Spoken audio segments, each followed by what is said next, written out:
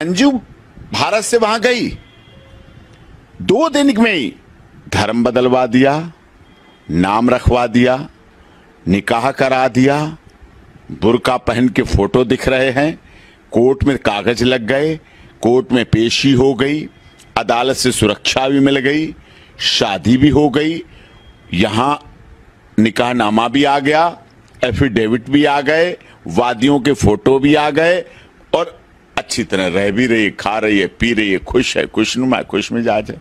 भारत में क्या हुआ सीमा के साथ?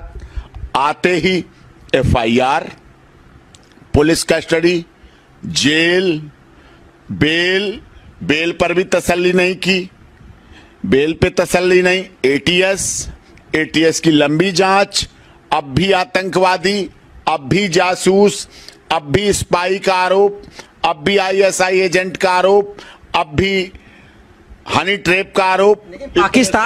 पाकिस्तान ने तो सर ऐसी छवि बना दी है ना, हमारा दुश्मन देश है, लगातार सीमा पर फायरिंग करता है। अच्छा, तो पाकिस्तान से आएगी सीमा, वो भी गलत तरीके से आई है, अंजू वैलिड तरीके से गई है। अच्छा, वो भारत का दुश्मन पाकिस्तान, तो पाकिस्तान का भारत दुश्मन नहीं है।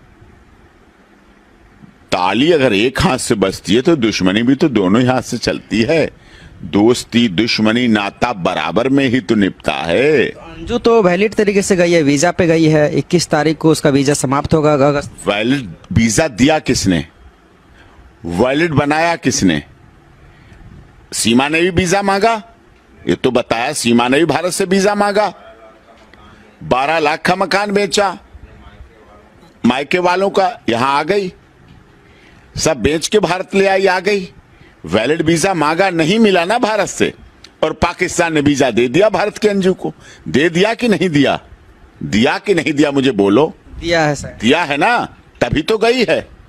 देने के बाद वहां शादी करी है, कोर्ट ने मानी है शादी, फोटो वगैरह वायरल हो रहे हैं, निकाहनामा वायरल हो रहा है, दिख रहा है।